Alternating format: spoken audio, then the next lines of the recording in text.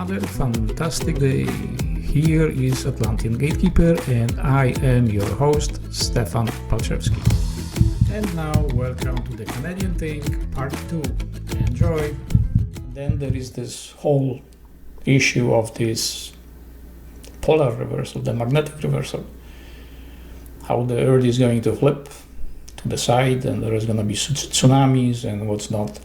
Well, most of that is never going to happen because what those people are presenting to you are merely speculations based on observation from artifacts that were found all over the world, the sediments in the ground, the geological findings, and all kinds of deposits.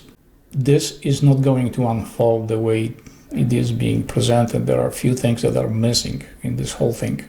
There is not going to be ocean going over land. As I already mentioned earlier, the crust, the adjustment of the crust is already in process. The volcanic activities are going to intensify. The crusts are going to start shifting. They are already shifting. Some of them are going to collapse and go under oceans. Some are going to raise above the ocean. Which are already on the bottom of the ocean. They are going to be rising above the ocean.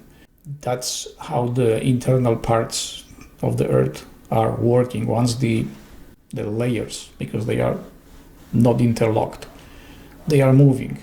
And when they position themselves in the correct position, so the magnetic forces inside, they will correct or reset our planet to different conditions, and it's not going to be the same. It's going to be much different.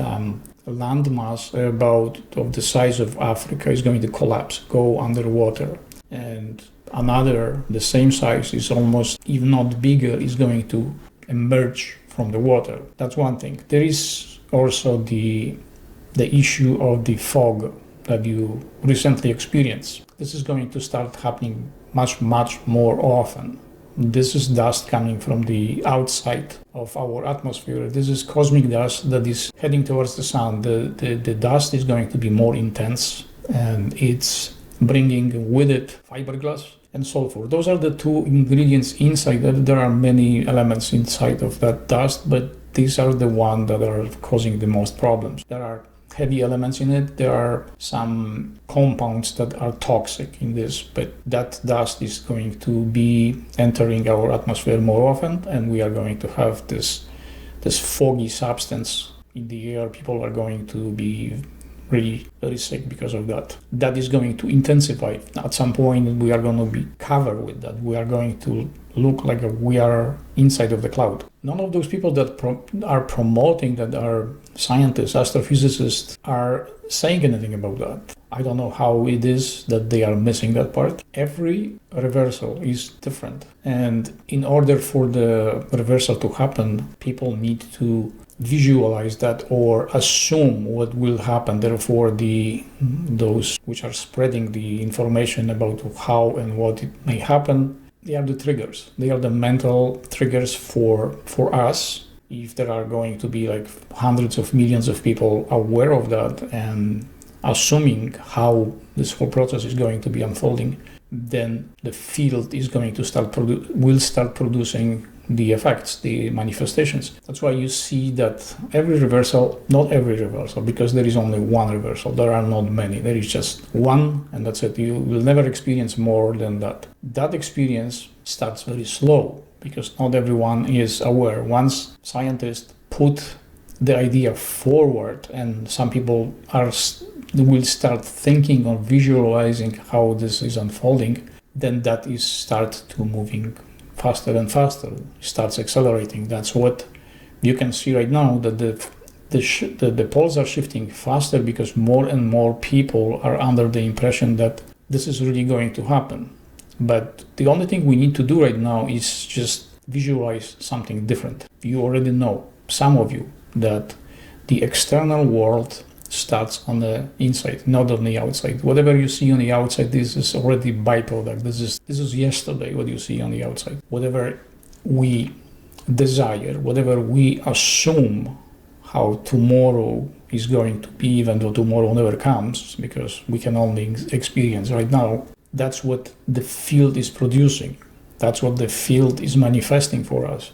And all those manifestations, they are yesterdays. These are only byproducts. This is just shadows. Since average person does not know that, and our science is in hands of preachers, priests, so there is no chance for average person to understand that and to have compelling evidence and give you the complete rundown how this is whole thing unfolding. It would take a while. So now to reprogram the society to start seeing this world in different way, it's a daunting job, because once the society is believing something in one way and they are accepting things to be working in a certain way, it's very hard to convince them to see this world in different way.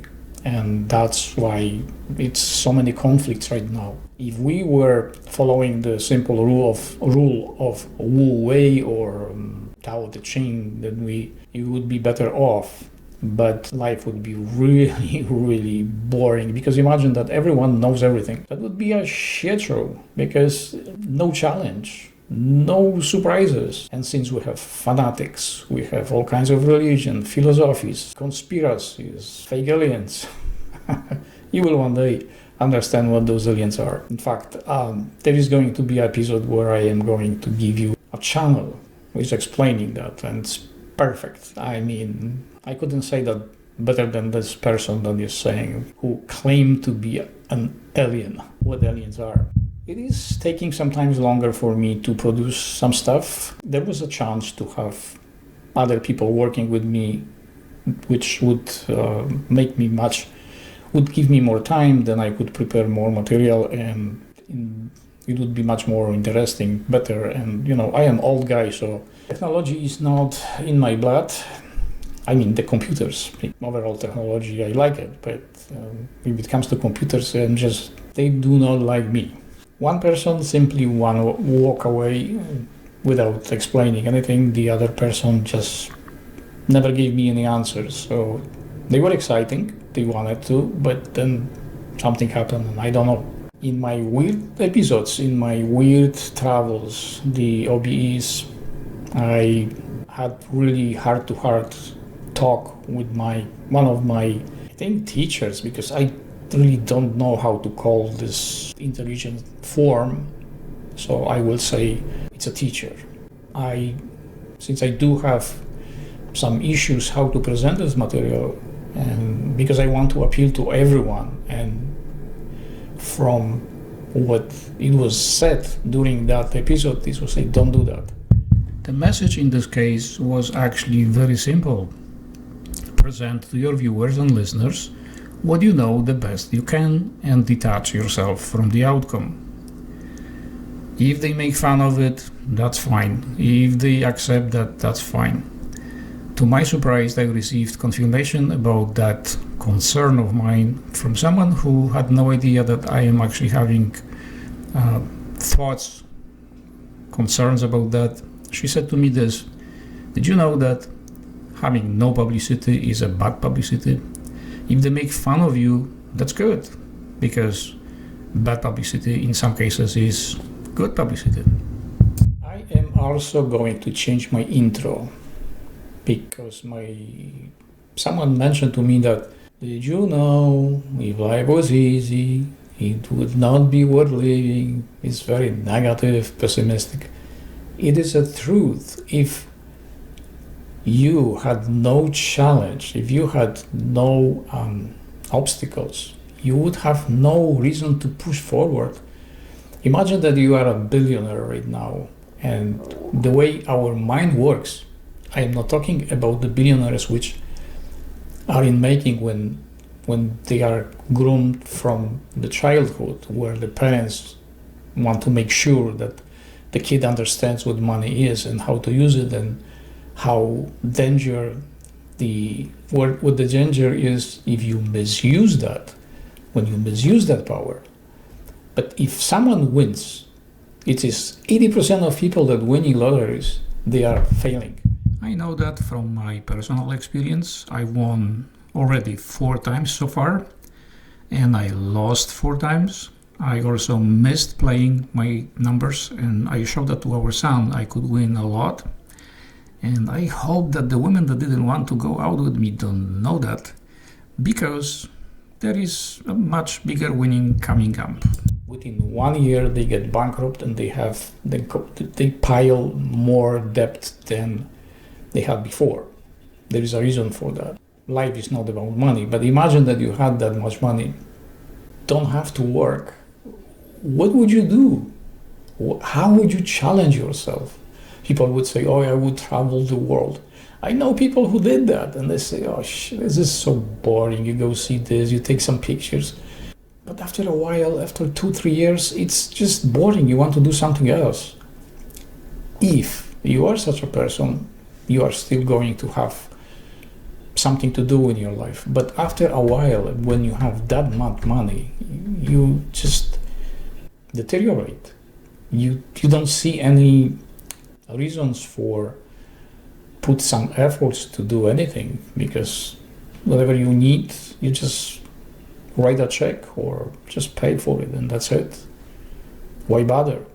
This approach grows on you and grows on you and grows on you. That's why people with like oligarchs, the aristocratic class, they challenge themselves to have some safety features in place. Not all of them. Some of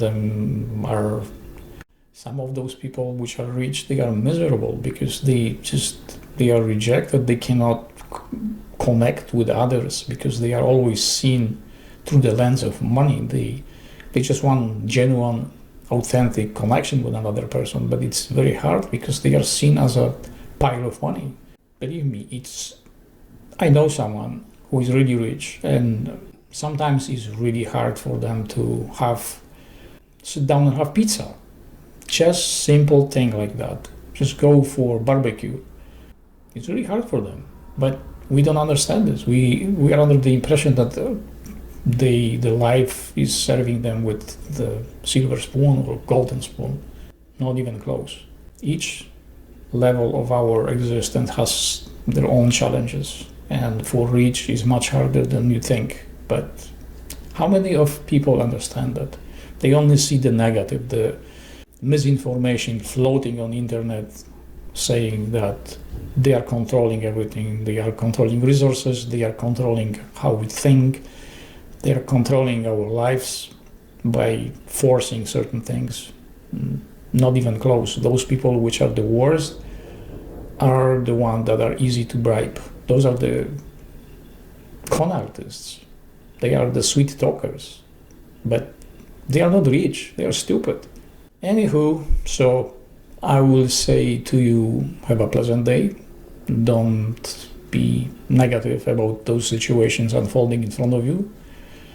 Look at any of those things that are unfolding in front of you. What's positive in it? How is this influencing your life in a positive way? Imagine that now that you understand that you cannot rely on the government because all the institutions are collapsing. Now you understand that we don't have, as Canadians, we don't have healthcare. We have very well organized and very expensive sick care. We have the best sick care on this planet, and it has to go. We have the most expensive free medications on this planet. If Americans knew how much the free medications in Canada cost, they wouldn't want it.